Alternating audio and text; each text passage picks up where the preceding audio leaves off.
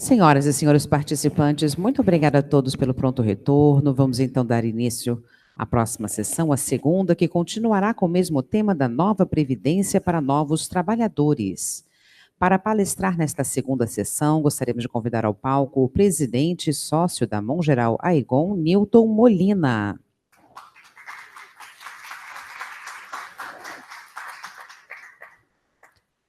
Como debatedor, convidamos então o presidente da UGT, a União Geral dos Trabalhadores, Ricardo Patá. E na mediação desta sessão, teremos a participação do presidente da ABRAP, Luiz Ricardo Marcondes Martins, que é para quem eu passo então a condução do painel.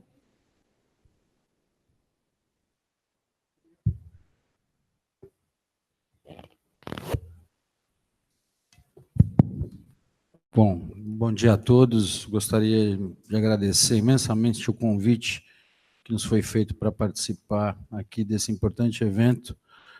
Queria agradecer na pessoa do Tomás. Obrigado mais uma vez, parceria com a ABRAP, Tomás. A gente sempre aqui em um fórum discutindo temas atuais, temas fundamentais para o desenvolvimento da política socioeconômica brasileira e com dois grandes astros aqui, profundos conhecedores do tema. Dr. Molina, meu grande mestre, meu amigo, receba a minha admiração, e o Patá, com todo o seu conhecimento e experiência ao longo dessa jornada representando os trabalhadores. No tema Nova Previdência, o debate envolvendo Previdência Social, a gente já ganhou um pouquinho de tempero no painel anterior. Aqui a gente, dentro até do meu viés, da Previdência Complementar fechada, a apresentação da ABRAP, a gente vai ouvir os palestrantes e eu vou tentar trazer um pouquinho aqui para o nosso ambiente da Previdência Privada, que eu enxergo que é um segmento que tem tudo para ser parte da solução dos problemas sociais brasileiros, em especial nesse momento de longevidade, notícia boa, nesse momento da necessária reforma da Previdência, onde as pessoas certamente terão que trabalhar mais,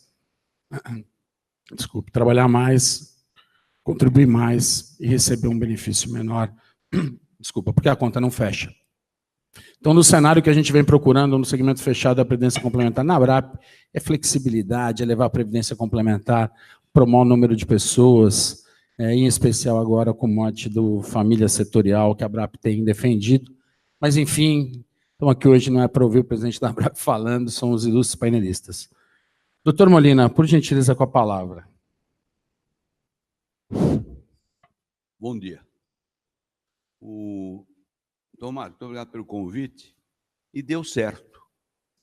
Pelo seguinte, no painel anterior, tivemos duas pessoas interessantes colocando os seus pontos de vista sobre a reforma, que foi o Paulo Tafner e o Hélio Zilberstein, que são acadêmicos, que entendem profundamente do que se trata e das contas que devem ser feitas. E agora, estamos aqui como palestrante, debatedor, não sei qual é o apelido, eu e o Patá. Eu sou um homem de negócio e o Patá é um líder sindical. Nós dois seríamos incapazes de fazer o que o Paulo Tafner e o Hélio são capazes de fazer. Imaginar os detalhes da reforma e, principalmente, fazer a conta sobre a reforma. Então, vocês vão ouvir agora uma visão diferente, a visão do empresário e a visão de um sindicalista. É interessante isso, ficou bom, parabéns. Não sei se foi de propósito, viu? Meu nome é Nilton Molina, eu sou empresário, seguro de vida e previdência, desde 1960, eu tinha 30 anos de idade. E me interessei pelo assunto, mais do que simplesmente fazer para ganhar dinheiro. Claro que eu sou empresário e preciso ganhar dinheiro. Isso chama-se propaganda enganosa. Mas eu me interessei que o negócio de um segurador de vida e previdência É a morte prematura, é a invalidez prematura e a sobrevivência. Esse é o meu negócio. Esse negócio que o Paulo e que o Hélio falaram aqui é o meu negócio. E essa foi a razão que eu me interessei. Eu não sou formado em coisa nenhuma, a não ser na vida. Um detalhe interessante para aqueles que são autodidatas, né? Você sabe que a única coisa que o autodidata sabe é que ele não sabe. Isso fez com que eu me dedicasse mais a estudar o negócio da longevidade. O nosso amigo Flávio colocou o dedo na ferida. Nós fomos vencidos até hoje. É mais ou menos sobre isso que eu quero falar. Tentar entender por que fomos vencidos. Nesses últimos 1965, 70, até hoje, são 48 anos, né? Eu sentado ali, disse, caramba, eu devia estar cansado desse negócio. Eu sou um jovem de 82 anos, não é? Sou até a amostra grátis da longevidade. Não é? E há 50 anos que brigo com isso. E eu não me cansei. Eu continuo peleando, como diria um gaúcho, sobre o assunto. O nosso grande problema, Flávio, causa da nossa derrota até hoje, é que nós sempre falamos comigo mesmo, entendeu? Painéis técnicos. Painéis técnicos. Painéis para demonstrar que precisamos fazer reforma. Nós com nós. Nós nunca conseguimos cooptar o político. Vou falar por mim, certamente estarei falando por outros. Eu tive só 2 oportunidades a falar um pouco mais com ministros da Fazenda sobre o assunto, nesses 50 anos. Um foi 75, 76, ministro Nascimento Silva, ministro da Previdência Social. Acho que aqui, coroa da minha idade, deve lembrar, mas são poucos. Aliás, outro dia, eu fiz uma palestra na XP, agora no evento da XP, e me atrevi a perguntar, tinha umas 200, 300 pessoas, quem tinha mais de 50 anos? Tinha umas 200 pessoas. Quem tem mais de 50 anos? 6 caras levantaram a mão. Eu me surpreendi. Quem tem mais de 55? 3. Quem tem mais de 60? Eu já meio desanimado. Uma, que por acaso era a minha funcionária que estava organizando lá o negócio. Então, e alguém falou aqui em resposta a uma pergunta, por que a gente não faz isso privadamente, não é isso? O cavaleiro que perguntou não está mais aqui. E a resposta do Hélio foi correta. O jovem é imortal, não é isso? Invencível, imortal, ele não vai fazer isso. Bom, mas enfim, eu só tive 2 oportunidades na vida de conversar um pouco mais longamente sobre o assunto da longevidade e por isso, sobre previdência, que é disso que se trata. Eu vou contar um fato interessantíssimo para vocês. Minha empresa hoje chama-se Mongeral Aegon. A Aegon é um sócio estrangeiro, Mongeral no Brasil. Mongeral é uma empresa jovem, de 1835, e na sua origem, o nome era Montepio Geral de Economia dos Servidores do Estado. Aspas, era o INSS da coroa. E qual era o produto que ela vendia há quase 200 anos atrás? Aposentadoria? Não. Não existia o conceito de aposentadorias há 100 anos atrás. Ela vendia pensão aos jovens funcionários públicos que morriam e deixavam viúva. E por que não tinha o conceito da aposentadoria? Porque as pessoas morriam jovens. Eu nasci em 36. E veja que o Mongeral já tinha 100 anos quando eu nasci. A expectativa de vida ao nascer, quando eu nasci, era de 44 anos. Podia se tratar de aposentadoria? Então, a aposentadoria é uma coisa moderna no mundo. É depois da Primeira Guerra Mundial que esse conceito começou a se propagar. E folgo dizer, acabou. Acabou. Não se trata mais disso. Não se trata mais disso. Se trata disso. O mundo mudou. Mas eu dizia que eu tive só 2 vezes oportunidade de tratar desse assunto com autoridade. Uma foi o Nascimento Silva, 1975, 76. Eu levei um pequeno paper para ele. Eu estava estudando Bélgica, Itália, Espanha, os países velhos da Europa. E a longevidade já estava começando a aparecer. Tenuamente, mas aparecer. E eu levei um pequeno, ingênuo papel de 2 páginas, propondo um novo sistema de previdência para o novo trabalhador. Sem ferir expectativas de direito e nem direitos adquiridos. Ele é muito educado, quis ouvir, e no final ele disse, olha, eu não sou especialista disso, não sei se o senhor tem razão ou não, mas no Brasil não há a mínima condição de levar isso para frente. O INSS acabou de financiar Brasília, acabou de financiar Ponte Rio-Niterói, acabou de financiar Belém-Brasília. Mas ele me ouviu. O outro foi o ministro do governo Fernando Henrique, nosso ministro da Fazenda, o Malan. Para quem já dialogou com o Malan, sabe que ele é uma pessoa extremamente educada também. Ele tinha o hábito de ficar anotando. Eu tenho a impressão que a lata de lixo dele era grande. Mas ele anotava tudo, me escutou, etc. Claro, não fez absolutamente nada. Eu me atrevo a dizer, Tomás, que nós, especialistas desse assunto e que lutamos pela reforma, nunca conseguimos motivar de verdade um ministro da Fazenda ou do Planejamento, com honrosa exceção de Roberto Campos.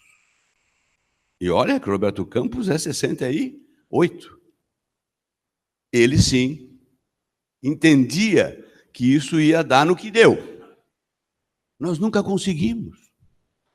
Agora, nesse momento, nos propusemos a conversar com os políticos.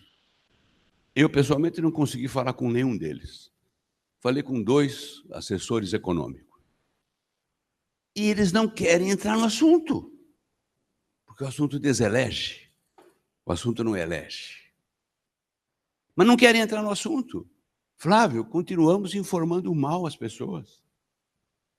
Se eu prometi que não falaria de conteúdo, ok? Estou falando da estratégia. Se nós fizermos uma reunião, qualquer ambiente que vocês queiram, de coroas aposentados e que ganharam bem na vida, e eu pergunto, o que o senhor achou? O que o senhor acha do INSS? Resposta, absurdo. Veja, estou aposentado agora, estou com 60 e poucos anos, ganhava 50 mil reais por mês. O senhor sabe com quanto eu me aposentei? 4 mil reais. Eu ganhava 50. Muito obrigado. Vou entrevistar um outro. Absurdo também. Olha só, amigo dele. Éramos colegas, também aposentei com 60 e poucos anos. Ganhava 45 mil reais. Me aposentei com 4 mil reais. Se eu perguntar para 20, vocês concordam comigo que todos responderiam rigorosamente a mesma coisa? Essa foi a resposta. Mas o que eles quiseram dizer? Eles quiseram dizer, pasmem, que eles sempre pagaram sobre 50 mil. Que eles sempre pagaram sobre 40 mil. Eles nunca pagaram a mais do que o teto.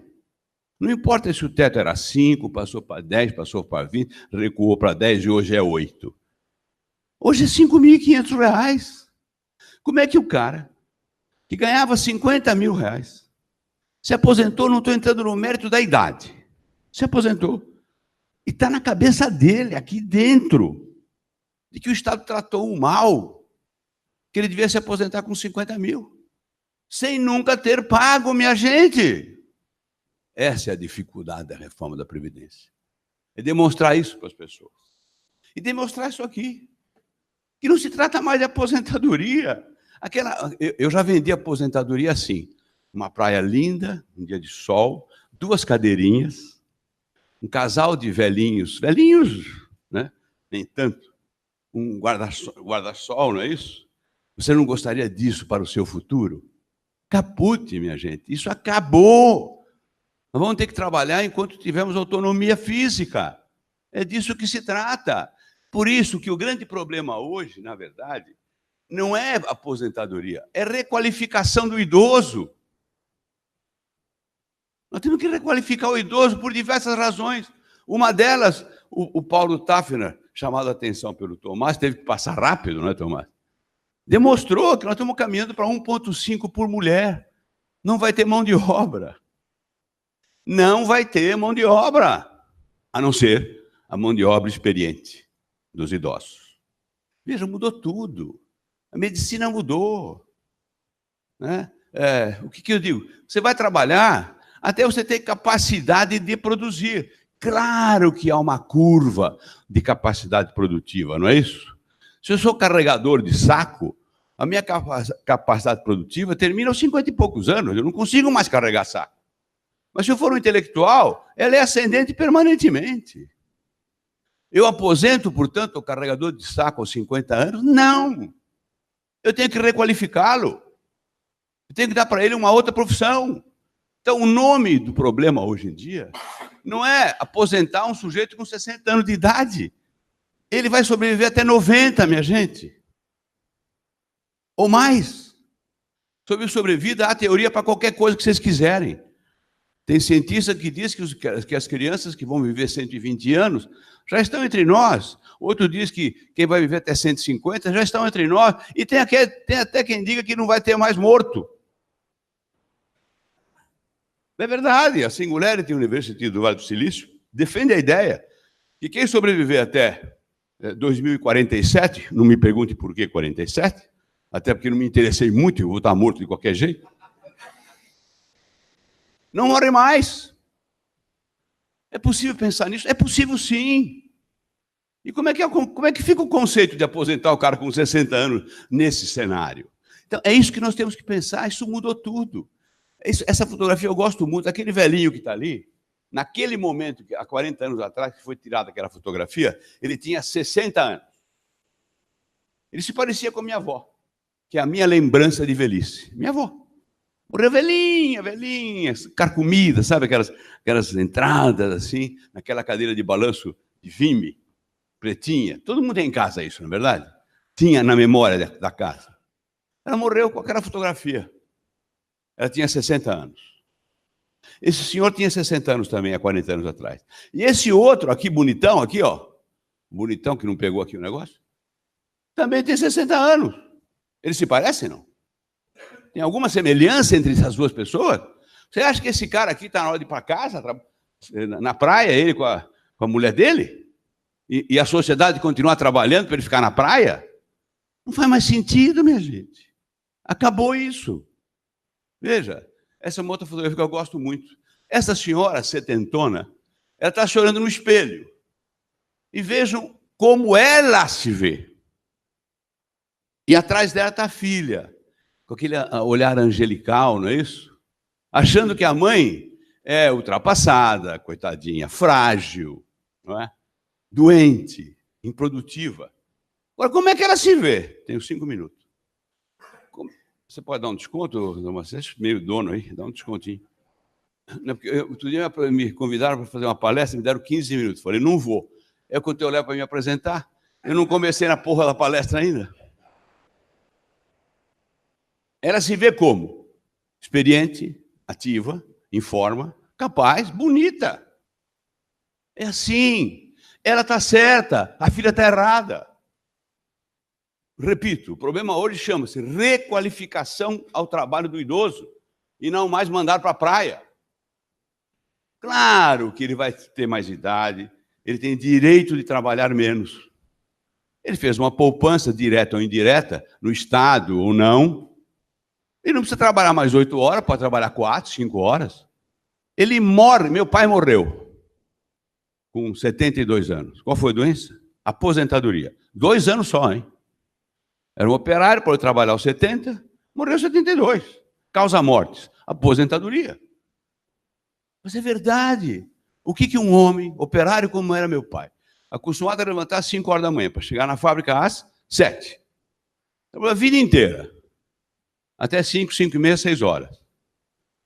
Eu me lembro, eu era casado, me lembro. Ele acordava, não mais às 5, conseguia acordar às 6. Não é isso? Ele ia comprar o pão, só o pão. Entregava para minha mãe. Ia comprar o leite, só o leite, para poder voltar. E finalmente ele ia comprar o jornal. Lia o jornal, 11 horas, ele estava onde? No bar, bebendo cachaça com cerveja. E morreu aos 72 anos. Isso acabou. Muito bem. Portanto, vou repetir para iniciar a palestra. O grande problema hoje, minha gente, é requalificação do idoso. Se a Organização Mundial de Saúde não mudar o conceito de idoso que é com mais de 60 anos de idade, isso é um absurdo, é um conceito de 40 anos atrás. Os caras relutam em não mudar o conceito de idoso. Idoso com 60 anos de idade. Não faz qualquer sentido isso. Mas, muito, reforma da Previdência. Do que se trata? E aí entro no problema da estratégia. O nosso erro até hoje foi misturar tudo. Foi misturar coisas imisturáveis. Você tem 3 públicos diferentes. Os jovens, o fluxo, que são os que trabalham, e o estoque, são os que recebem benefício. Poderia parar aí, mas não paro aí. Porque a divisão não parou aí. Eu pego agora só o fluxo e separo em 2 regimes. Os regimes próprios e o regime geral. São iguais? Em termos de estrutura, de benefícios, de idades, de receita, de arrecadação, são iguais? Não são iguais. Não posso fazer uma reforma da Previdência. Tudo junto. Aí eu separo o estoque, hein? Me referi ao fluxo, tá? Os funcionários, as pessoas que estão produtivas. Agora, o estoque, os aposentados, regime próprio e regimes gerais. O Tomás falou aqui, média de benefícios da Previdência Social, nos regimes gerais, R$ 1.200. Média da média dos 3 regimes do Estado, 20 mil. Então, como é que eu vou misturar no estoque para tentar uma modificação, uma reforma, esses dois regimes? Eu me lembro que participei, durante a reforma do Temer, quando a Paulista encrencou o trânsito, tive que descer do carro, fiquei olhando, era alguém falando a favor da reforma, e tinha lá alguns senhores com mais de 60 anos segurando uma plaquinha, abaixo a reforma. Eles pensavam que estavam defendendo o direito deles. Não! A reforma não os atinge, de forma nenhuma. De forma nenhuma. Mesmo que isso fosse em estoque ou fluxo, ganhando R$ 1.200, a reforma não atinge. Só que eles estavam lá pagos, ou não, pelos privilegiados, que, pelo fato de estar tudo misturado, tinham certeza que a reforma não andaria, como não andou. Então, esse é o problema. Separar os jovens do fluxo do estoque. De baixo, no fluxo, separar os 2 regimes. No estoque, separar os 2 regimes. Eu quero ver se eu separo isso aqui no estoque dos regimes próprios, um lobista ir para o Congresso Nacional e defender um assunto que eu vi no Estadão. Uma senhora, sem mérito da questão, não estou fazendo crítica a ela, uma senhora, 70 anos, mãe de 3 filhos, solteira, e que recebe R$ 33 mil de aposentadoria, sem nunca ter pago um tostão, pelo fato de ter sido filha de um desembargador que morreu há 50 anos atrás.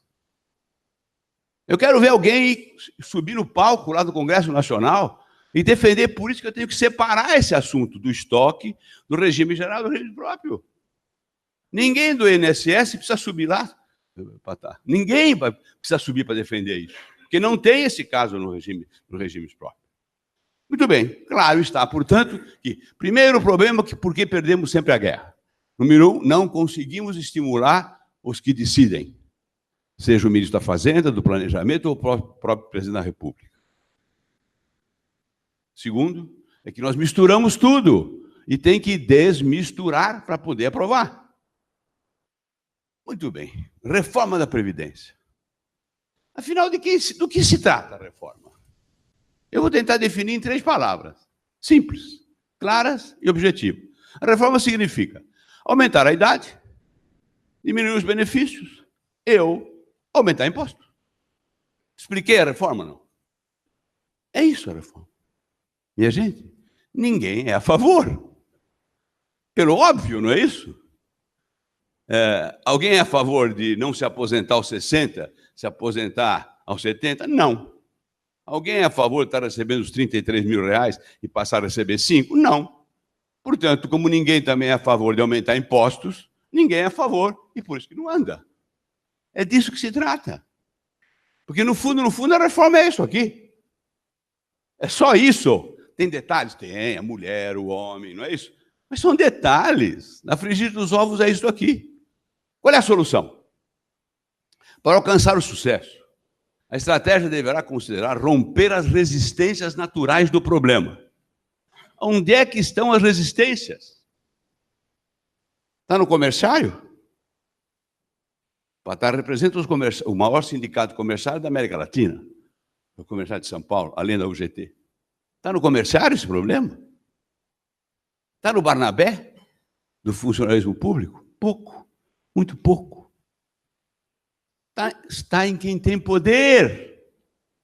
Para quem tem poder de dinheiro e poder político. Nós temos que romper isso. Se não romper, não sai nada. Qual é a minha proposta de solução? Um projeto da nova Previdência Social Brasileira em 4 movimentos, distintos e sequenciais. Eu tenho a vantagem de não ser advogado, não ser parlamentar, não ser acadêmico, não ser técnico, então eu posso propor abobrinhas. E depois, quem for técnico, quem for acadêmico, quem for político, vai dar forma à proposta. Qual é a menor resistência de todos aqueles que eu botei aqui? A menor resistência. Do jovem, que não é cliente, nunca pagou nada, não pode se sentir com expectativa de direitos rompidos e nem com direitos rompidos. Ele não tem nada, não tem nada.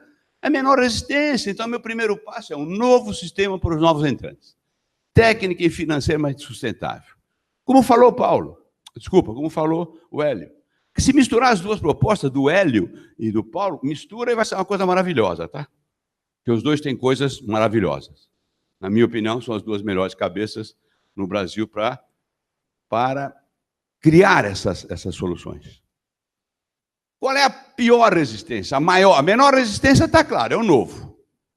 Eu aprovo um sistema para o novo, não resolvi o caixa do Tesouro, não mexi em nada, mas mandei sim um sinal para o mundo financeiro internacional de que mesmo a longo prazo esse país tem jeito. E o que importa para o investidor internacional, não aquele que está na bolsa, o investidor que vem aqui fazer uma planta para botar $1 bilhão, esperar uma taxa de retorno em 20 anos, em 10 anos, em 15 anos, importa saber se o país tem jeito. E um novo sistema, como falou o Hélio, tem equidade universal, igual para todo mundo, vai demonstrar ao mundo que esse país tem jeito. No dia seguinte cai juros, ou entra mais dinheiro, menor resistência. Qual a maior resistência? Os privilegiados, que estão no INSS, estão lá nos comerciários. Não estão nos comerciários. Estão nas categorias especiais do funcionário público. Ninguém usurpou direitos, eles estão no seu direito. A lei que concedeu os direitos a eles. O próprio Hélio disse aqui, olha, eu sou aposentado da USP, né? Eu me sinto privilegiado. Não roubei nada, me deram isso, não é isso? Então, a maior resistência são os privilegiados. Segundo momento, mudanças paramétricas para os atuais contribuintes do sistema RPPS. Separei o lobby, não é isso? Deixei ele nu, pelado. Vai ter que defender o seu próprio interesse. Terceiro movimento, mudanças paramétricas para os atuais contribuintes do sistema geral, do INSS. Pequenas. Algumas já vencidas. A idade tem que ser assim mesmo, tem que ir crescendo. Até não sei quando vai crescer. Os benefícios do INSS, os benefícios que estão propostos na reforma do Temer, atinge 92% do trabalhador brasileiro, que ganha menos de R$2.000. Aqui teremos resistências? Não na mudança no regime próprio, no regime geral. As resistências que apareceram no Congresso Nacional não era deles, era dos lobistas que iam perder benefícios. E, finalmente, se e quando um programa de migração dos ativos mais jovens para o novo sistema. Se e quando. Essa é a última ponta da coisa. Então, o que eu entendo. E veja que eu não falei de conteúdo, já que disse que o conteúdo, na verdade, se resume a mais idade, menos benefício e mais imposto. Esse é o conteúdo. Para cá, para lá, mais ou menos para cá, mais ou menos para lá. Não me referi a conteúdo, até porque não tem autoridade acadêmica para fazê-lo. Tem pessoas como o Paulo e o Hélio, que têm muito mais capacidade que eu, para definir o que é correto ser. A minha base é uma estratégia política e de marketing para aprovar a reforma da Previdência. Dito isso, esse cara que está aí, vai dizer obrigado, é velho que nem eu, só que ele é magrinho e eu sou gordinho. Muito obrigado.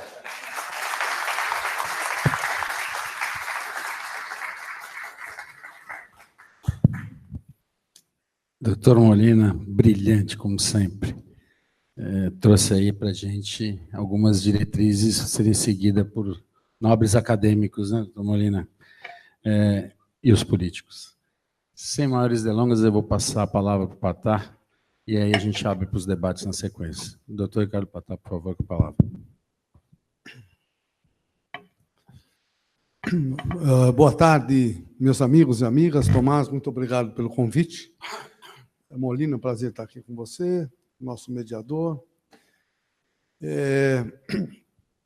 Eu trouxe uma apresentação até longa, e eu vou deixar, na realidade, à disposição de vocês. Eu vou fazer alguns comentários e mostrar uma ou outra coisa, que tem mais de 20 slides, mas eu acho importante, pelo menos, aqueles que querem compreender um pouco mais dessa questão tão fundamental do nosso país, da nossa ótica, terão à disposição essa apresentação. Quero cumprimentar aqui o meu companheiro Nilson, que é o presidente da UGT do Rio de Janeiro, que está aqui presente conosco. Antes de entrar e fazer uma pequena introdução, o sonho do brasileiro, o Brasil tem alguns sonhos. Um deles é ter a casa própria, né? Tanto é que, enquanto não tem a casa própria, e muitas vezes é inatingível, mas e quando chega é uma coisa extraordinária. O sonho da casa própria para o brasileiro, para a brasileira, para a família, tem um significado extraordinário. Um outro sonho, hoje é sonho, porque é difícil conseguir, é um emprego. Hoje nós temos 13 milhões de desempregados, é o cenário que nós estamos vivendo, que eu vou falar um pouco também. E o outro sonho é a aposentadoria. Eu fico impressionado como as pessoas começam a trabalhar e já pensam na aposentadoria. Eu fico impressionado. Eles já entram falando, quando é que eu vou me aposentar? Já vai fazendo conta, tem gente que faz conta, faz cálculo. E a aposentadoria, quando vai começando a chegar próximo, sempre tem mudanças no governo e vai mais para longe. Aí que é uma questão complicada. O cenário do Brasil é um cenário, a meu ver, dos mais graves nos últimos anos. Nós temos aqui pessoas, como o querido Molina, com um pouco mais de idade que eu, 80 anos, está bem, o Molina está muito bem, ele está muito bem. 82. E faz questão de contar com os dois, hein? E o momento, realmente, com certeza, nesse período todo que você vivenciou, e muitos daqui, né, passam por ditadura, passam por inflação, passam por tantas coisas, mas acho que nunca imaginamos que vamos chegar a ponto da situação que estamos vivenciando hoje, com a corrupção, com o desemprego, com a desesperança. Opa, olha só. Essa é... Você só arruma. Olha, só fala.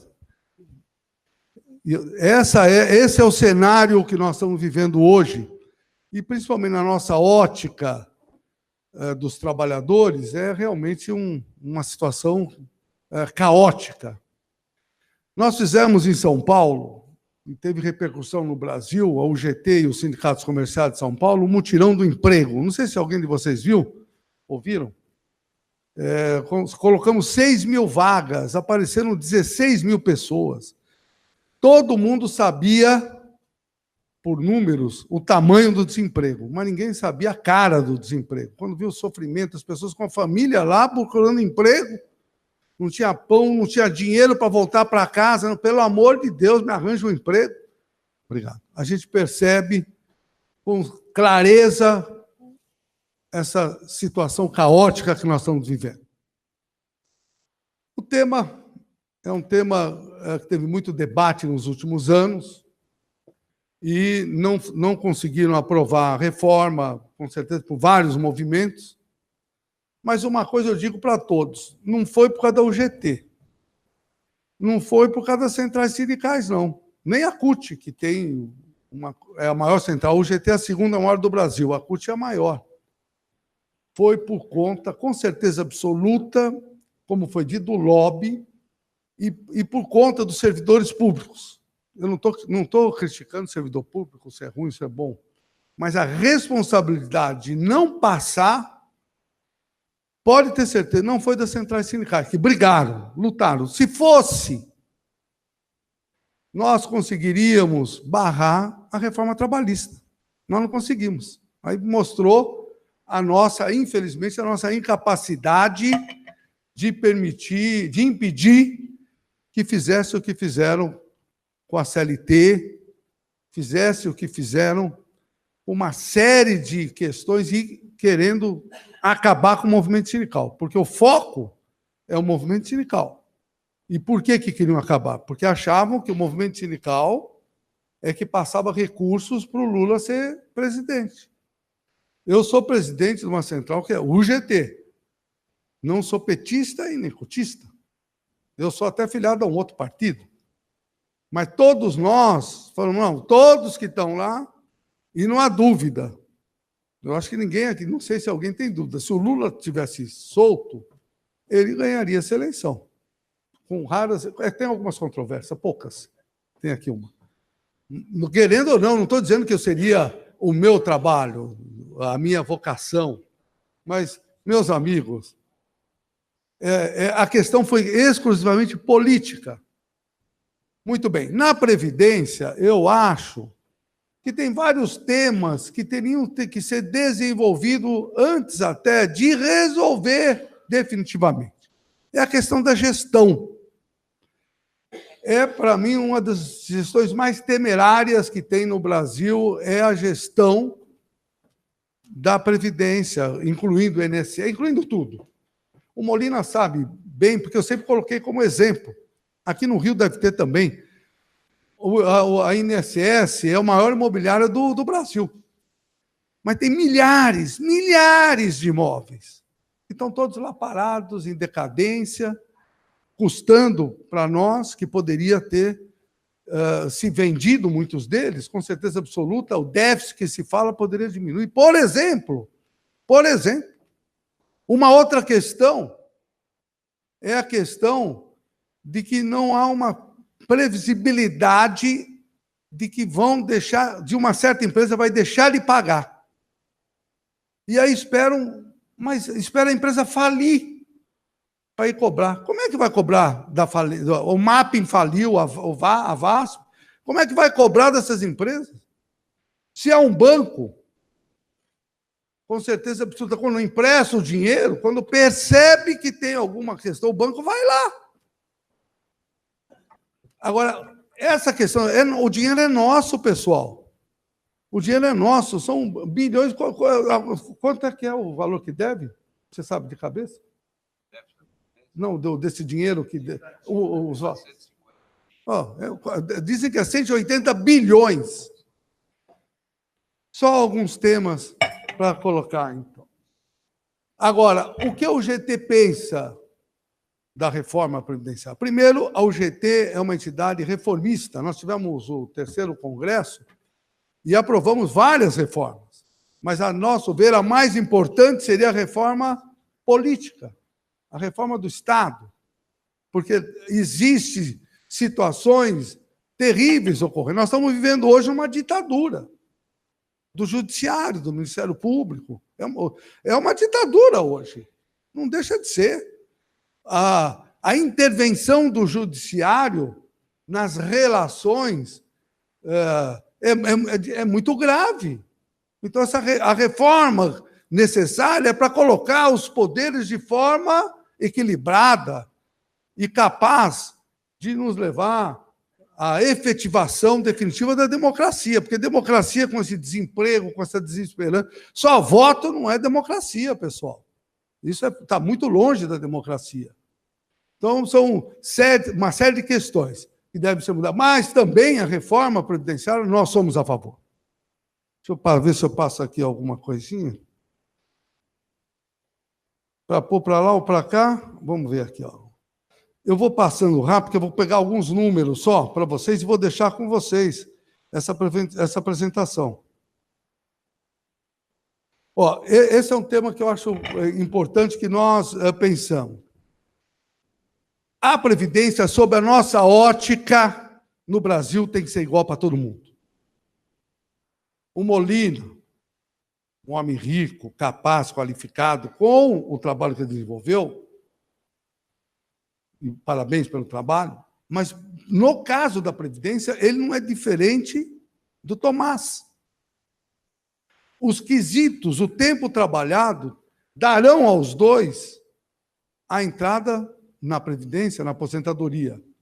No nosso entender, é um regime só para todo mundo. É juiz, é açougueiro, é Ministério Público, é militar, todo mundo. As diferenças estão nas atividades que desempenham e, quando estão ativos, no salário que recebem. Eu não estou dizendo que a aposentadoria única, nós vamos diminuir o salário do juiz, ou do Ministério Público, ou do delegado, ou do... Não vamos. Mas quando ele se aposenta, ele vai ter o teto e ele quer ter mais, ele quer receber o que recebe, ele paga para isso.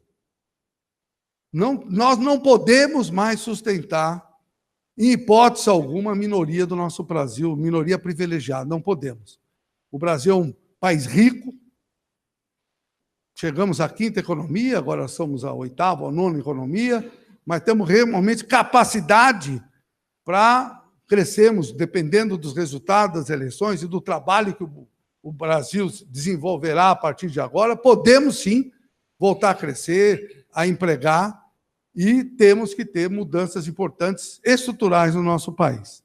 Então, essas são as principais compreensões. O Fundo da Previdência Complementar, é o que estou comentando, o rigor, transparência e participação da sociedade na gestão previdenciária. Porque, muitas vezes, quando se fala isso, aí fala, eles estão defendendo os bancos, porque os bancos que vão ganhar com a Previdência. Nós temos que ter a capacidade de construir possibilidades efetivas e que o trabalhador terá a sua complementação, as instituições financeiras terão lá os seus recursos originários da administração e o Brasil terá, com certeza absoluta, uma capacidade de gestão muito maior.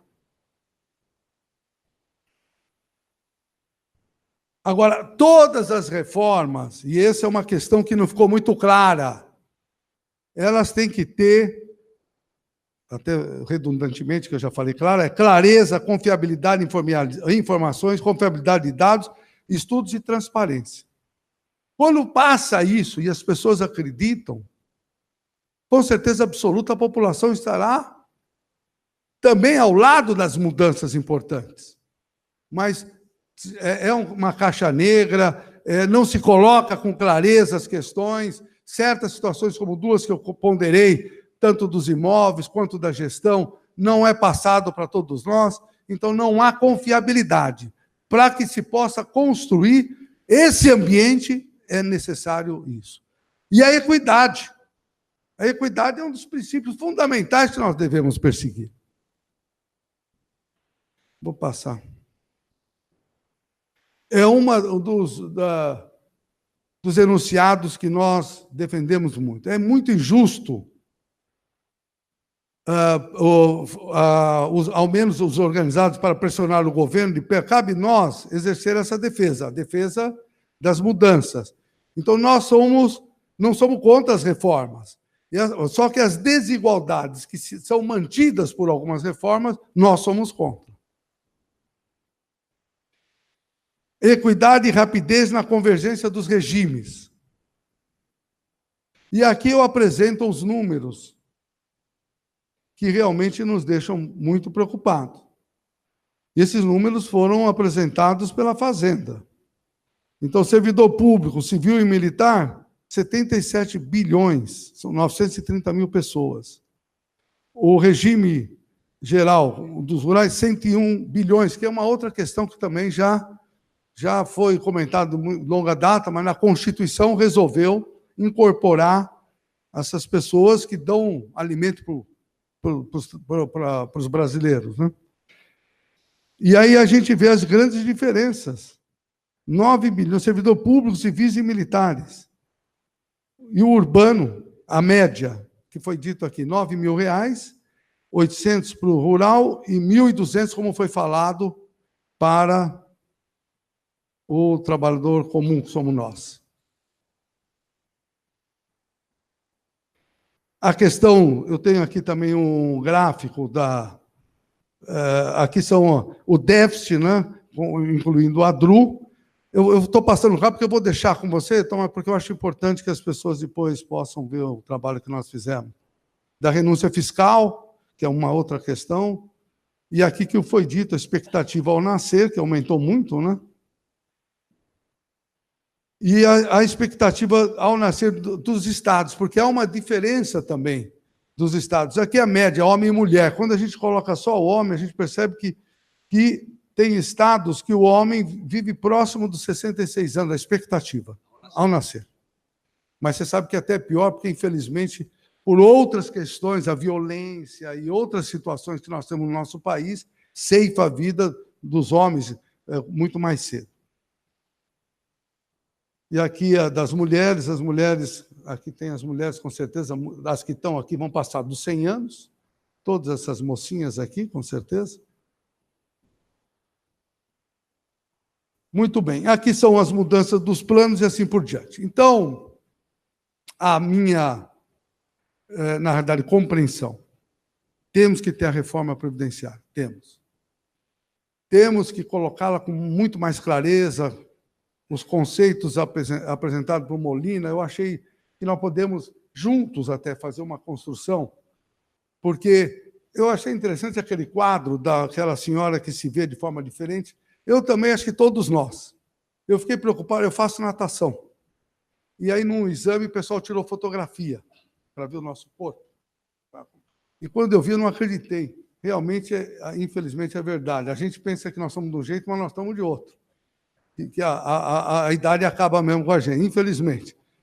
Mas nós estamos com a cabeça funcionando e temos essa vontade efetiva de construir um Brasil que seja diferente.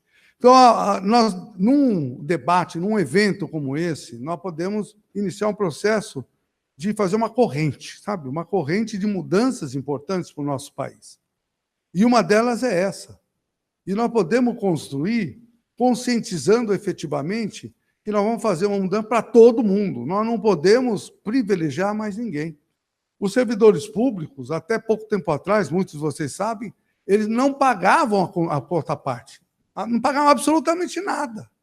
Todas as mudanças que nós tivemos nas últimas, com exceção dessa foi com o Lula, que fez uma mudança que vai vigir daqui a uns anos, né, para os servidores públicos, mas sempre foram na atividade privada. Sempre foi.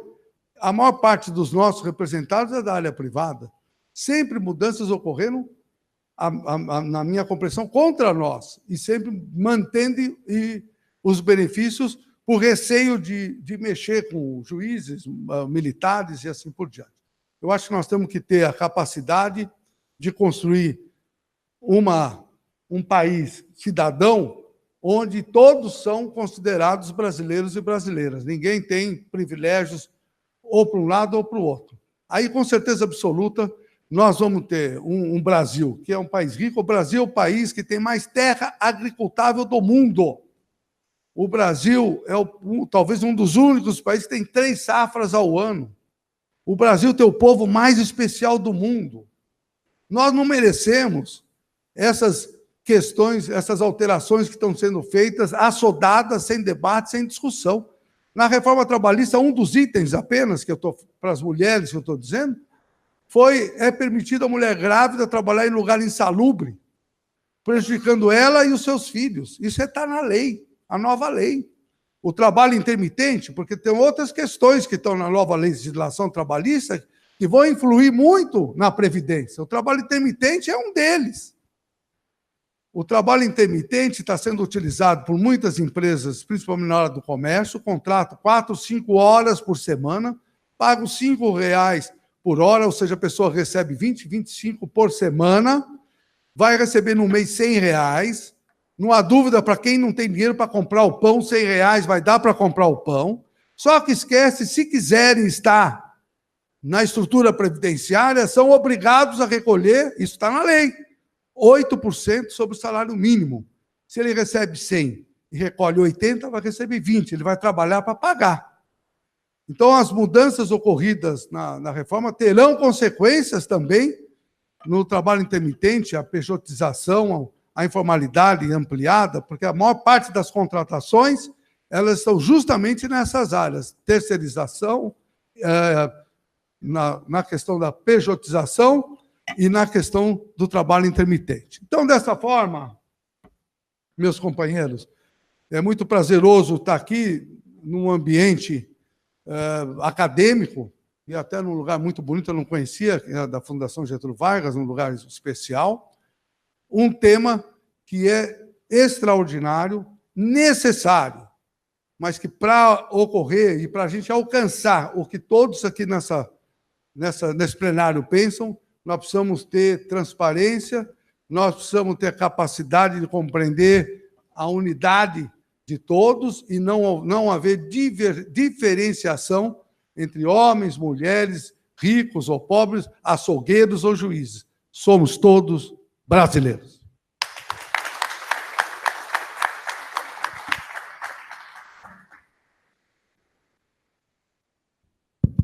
Parabenizar o doutor Ricardo Patá, trazendo a visão um pouco da nossa União Geral dos Trabalhadores, a visão do trabalhador. E à luz, inclusive, do comentário que o Patá fez na proposta do Molina, de que tem coisas para a gente juntar e fazer um elemento só. Queria ouvir um pouquinho o Molina sobre isso, antes de abrir a palavra aos senhores. E queria também aproveitar aqui, que a gente está com o microfone, Molina, falar um pouquinho de um trabalho de inserção da terceira idade no mercado de trabalho, que eu acho que essa realmente, como você bem colocou, é a grande chave aí de uma reorganização da classe laboral. Então, desse projeto um pouquinho para inserir o idoso não, né, a terceira idade no mercado de trabalho. E o Patá, eu também já adiantando aqui, eu gosto muito quando eu vejo numa reforma da Previdência, e muitos têm falado isso, um pilar capitalizado e a busca pelo incremento da Previdência complementar, e notei que no seu slide, na sua apresentação, tem lá um trecho, que é a Previdência complementar com o esforço de poupança do trabalhador. Eu vou me permitir aqui, enquanto mediador, fazer uma pequena provocação, até porque na ABRAP a gente aposta muito no incremento da poupança de longo prazo e que a gente possa levar uma proteção adicional ao trabalhador, que é a Previdência Privada, que é o Fundo Instituído.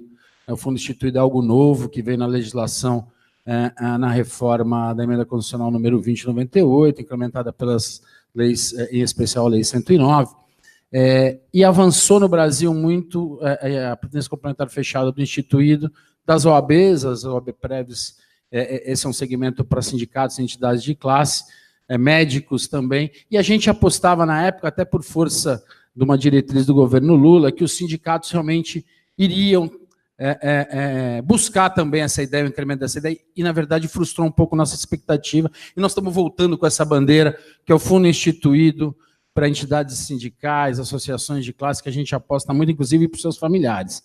Né? Considerando que você representa mais de 1.200 sindicatos, 10 milhões de trabalhadores, fica aqui uma provocação, um convite para a gente, com essa bandeira do fundo instituído, dar mais proteção ao trabalhador e à sociedade geral.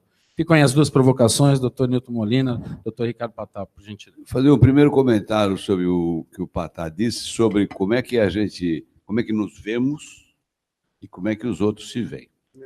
Eu fiz a catarata com 80 anos e não recomendo a coroa nenhum fazer. E no dia seguinte me olhei no espelho, falei, quem é esse cara? Então, isso é assim mesmo, Patá. Quer dizer, na verdade, a catarata é brincadeira, mas é verdade. Eu vi uma ruga aqui que eu não sabia que tinha, porra. Então, segundo, a questão da equidade de programas idênticos. Eu vou dar números que são conhecidos, hein? Polícia Militar do Estado de São Paulo. Coronéis da Ativa, 61. Coronéis aposentados, 2.450.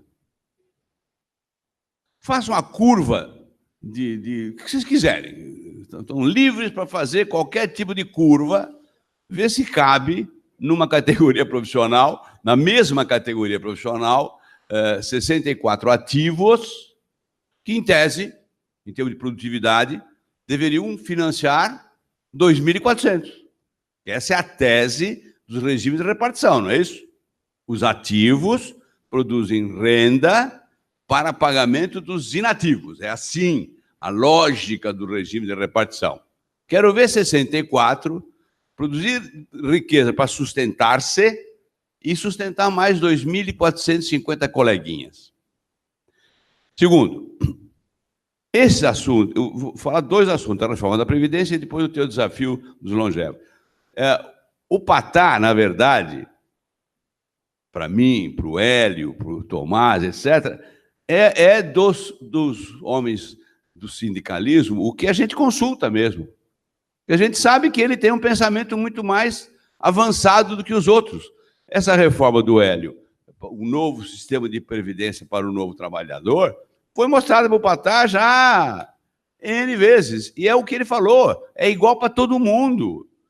Não pode penalizar o regime geral de previdência social.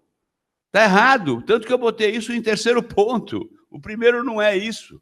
O primeiro era, na verdade, os novos trabalhadores e depois vamos mexer com o resto. Bom, a última coisa que eu vou falar é o seguinte, quer dizer, provocado por você, naquilo que eu falei, quer dizer, o grande problema hoje deixou de ser a aposentadoria, é a requalificação dos idosos. E aí esse assunto mexe um pouco com o povo latino, entende? Com a vaidade e tal.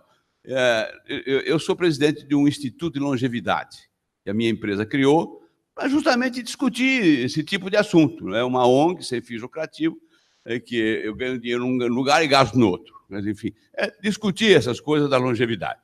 Bom, e tem algumas inspirações que deram no RETA, que é o Regime Especial de Trabalho de Aposentado, que está criado, a lei está pronta, etc. Eu estava nos Estados Unidos, numa reunião, no norte dos Estados Unidos, terminou a reunião e falei para a secretária de quem estava me atendendo que eu queria, para o dia seguinte de manhã, um motorista com um carro, que eu ia até um lugar. Um dia. Então, no dia seguinte, às 8 horas da manhã, chegou lá o motorista, um senhor, com Lincoln preto, grandão, etc. E fomos conversando. Ele contou a história dele. Ele tinha 67, 68 anos. Ele morava naquela cidade mesmo, teve 6 filhos. Como todo americano, os filhos foram pelo mundo, não é isso? Sobrou ele e a mulher dele, vivendo ali, e ele contou a história que ele tinha uma pequena metalúrgica e que foi engolida por uma grande. Ele teve que vender a metalúrgica pequenininha por uma grande metalúrgica. Ele não era engenheiro, era um técnico e ficou nessa empresa até a aposentadoria, que foi aos 65 anos. Números redondos. Ele falou, eu ganhava mais ou menos uns 7, 8 mil dólares por mês. Eu e minha mulher, estava tudo perfeito, sobrava o dinheiro da pizza da sexta-feira, 2 vezes por mês a gente fazia um né, por ano a gente fazia umas fériasinhas, estava tudo em ordem, aposentado com mais de 60 anos, pressupostos. Ele tem que ser aposentado com mais de 60 anos, pode trabalhar 4 horas, 5 horas por dia, o que for. Sexta-feira, cheque. Não paga INSS, não tem férias, não tem nada. Na discussão que tivemos com o Patá, ele dizia, mas tem que botar um mínimo, lembra disso? Ok, mas é na verdade isso, está dentro do meu primeiro slide. O problema chama-se requalificação profissional, que sozinha não vai adiantar. Você tem que acompanhar uma lei. Não é proibido para o coroa continuar sendo empregado full-time, INSS e tal. É aqueles que não querem mais isso. Já fizeram pé de meia, querem trabalhar um pouco menos para sustentar o padrão, sem que isso seja um estresse. Respondi a sua pergunta? Muito obrigado. Obrigado.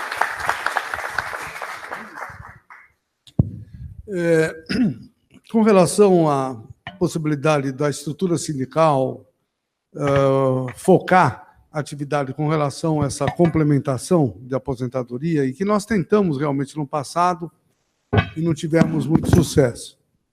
Eu queria dizer, não sei se é de conhecimento de todos que aqui estão, que na estrutura norte-americana sindical, os maiores fundos são dos sindicatos. Não sei se aqui que vocês sabem, o AW, o FCW, que são os sindicatos, são os maiores, inclusive, do mundo, da Califórnia.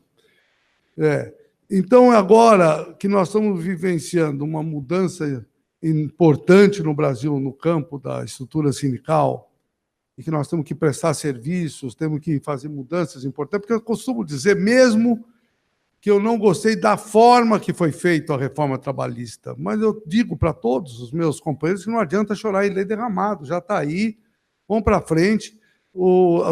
A estrutura sindical do Brasil sempre foi muito importante, ajudou a acabar com a ditadura, né?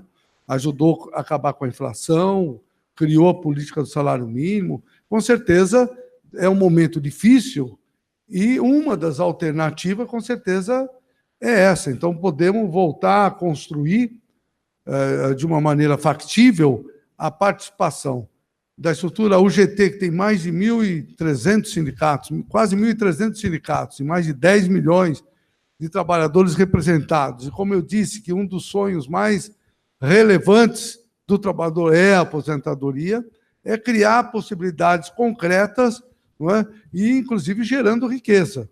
Eu tenho certeza absoluta que o momento, como mudou, e mesmo naquele momento, quando iniciava o processo de a gente tentar construir, eu tentei, inclusive, Molina é testemunha, mas eu acho que o momento adequado é agora de construirmos, ajudarmos, né? É um dos elementos que poderá facilitar essa mudança importante na estrutura previdenciária do Brasil, é a participação dos trabalhadores no sentido da construção de fundos que possam, ou juntos com bancos e financeiras, ou até de forma solitária, tem tantas alternativas de construir e darmos oportunidade de construirmos o sonho, ou melhor, tornar o sonho do trabalhador concreto.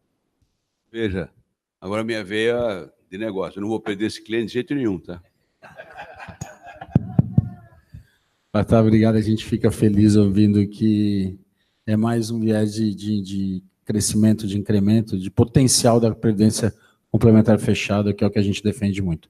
Eu queria abrir para a plateia, se alguém tivesse alguma indagação, alguma pergunta. Lá em cima tem uma. Lá em cima, por favor. Quando chega o microfone aí, vamos adiantar, já passa a palavra aí, por gentileza.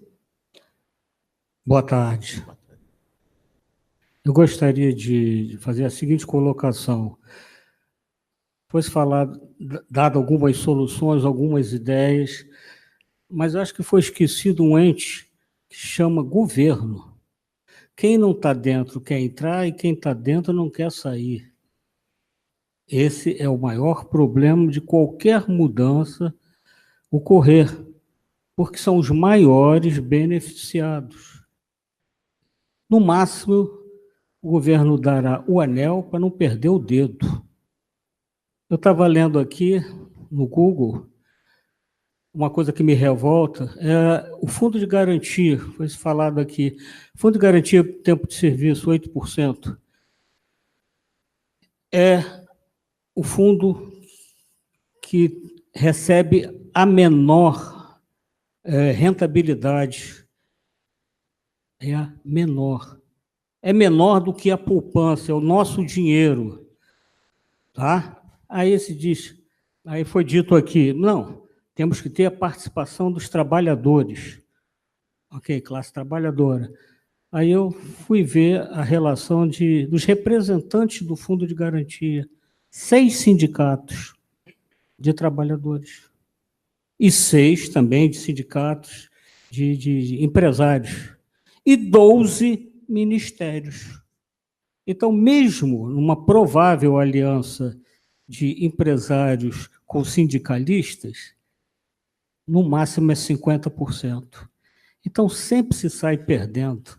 O nosso grande problema é governo gordo, inchado e que não tem cara.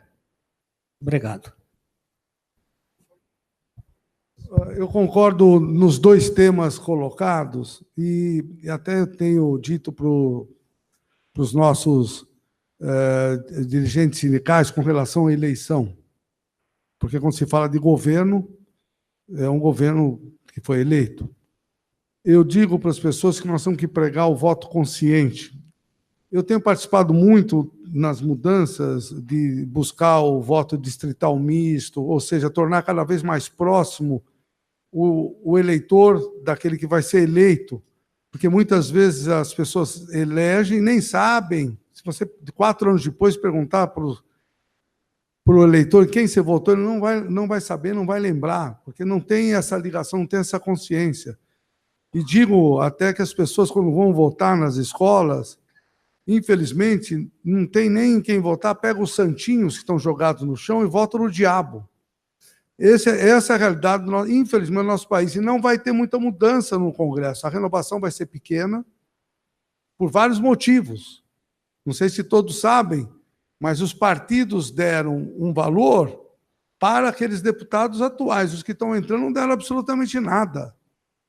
E durante esse ano, o governo deu aquelas verbas parlamentares, em torno de 15 milhões de reais, para cada um deles fazerem o que quisessem nas prefeituras para ter o voto, quer dizer, uma corrupção, a meu ver, oficial. Então, as mudanças só vão ocorrer nesse nível com outras questões, com a educação, não é? São outros elementos, não é, que, logicamente, não deu para falar e não seria o tema, mas faz parte.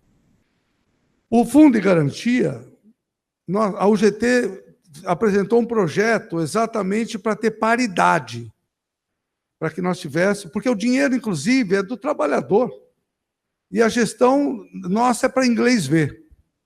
É o dinheiro de menor remuneração.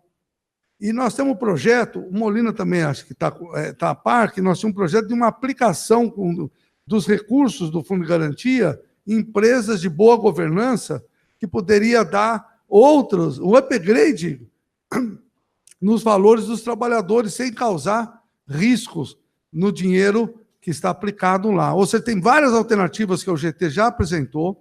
Teve um projeto nosso que foi recepcionado pela deputada Luísa Erundina, só que foi engavetado.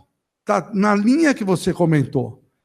Agora, esse é um exemplo, não é, das dificuldades de um dinheiro que é do Fundo de Garantia, de uma gestão temerária e que não valoriza os nossos recursos. Imagine outras questões. Eu entendi, e isso só vai haver mudança, a meu ver, uma mudança de poder de educação, de capacitação, de compreensão, para que nós possamos ter pessoas eleitas para fazer bem ao Brasil, não bem aos bolsos deles ou a eles pessoalmente, individualmente. É o que acontece no Brasil. Por mais que nós tenhamos Lava Jato, temos tantas coisas acontecendo no Brasil, o espírito de impunidade ainda é impressionante como está acima do que se possa imaginar. Como as pessoas não imaginam que nada vai acontecer, continuam com a corrupção, continuam fazendo mau uso dos recursos, E é por isso que, no caso da Previdência, a primeira palavra que eu comentei, nós temos que fazer igual para todo mundo, exatamente para iniciar um processo de valorização do cidadão. Parabéns. Veja, o senhor tem razão. Mas, em oposição a essa verdade que o senhor falou, o que nós temos? Em oposição. Chama o Pinochet. Não é bom. Sobra o quê? Educação e persistência. Nós não temos outra saída. É educação e persistência, educação e persistência, educação e persistência, até a gente chegar lá. Acho que tem mais uma pergunta. Eu acho que é a última função do tempo, né? Por gentileza. Boa tarde. Meu nome é Vladimir e não é bem uma pergunta, é mais uma reflexão que, em parte, já foi respondida. Toda vez que a gente discute esse tipo de reforma, esquece-se do principal. Quem vai tocar qualquer reforma é o Congresso Nacional. E nunca se foi feita uma palestra convidando candidatos a deputados e ou a senadores para virem aqui e passarem as suas opiniões e a gente poder debater com eles. O que acontece? Com toda a renovação que estão dizendo, vamos mudar, a Lava Jato vai alterar tudo, quais são os candidatos que estão aí prontos para reassumirem todos? Os mesmos donos das capitanias hereditárias de sempre, desde o Nordeste até o Sul. Nós não temos renovação na Câmara dos Deputados e muito menos no Senado. Enquanto o povo não puder debater diretamente com os deputados e senadores e ouvir deles e passar para eles quais são a sua ansiedade, nada disso resolve. Eu estou com 81 anos de idade. Já passei por várias mudanças nesse país, por muito blá, blá, blá, blá, blá, blá. E continuamos aqui assistindo a mesma coisa. Ainda estou esperando o meu país do futuro. Cumprimentando o senhor pelo posicionamento, do qual eu concordo integralmente, e eu acrescentaria que o Molina falou em educação, persistência, eu vou dizer conscientização no voto, né? É um instrumento que a gente tem de democracia, permanência do Estado Democrático de Direito, é isso enquanto cidadão da sociedade, que eu vou procurar exercer aqui no dia 7 de outubro o voto. Eu gostaria de agradecer mais uma vez, mas obrigado pelo convite, parabéns pelo Fórum do Debate. A cada ano aqui a gente sai com ideias para levar para os nossos parlamentares eleitos, se Deus quiser, o estudo que foi dito da reforma da Previdência. Obrigado, Molina, obrigado, Ricardo.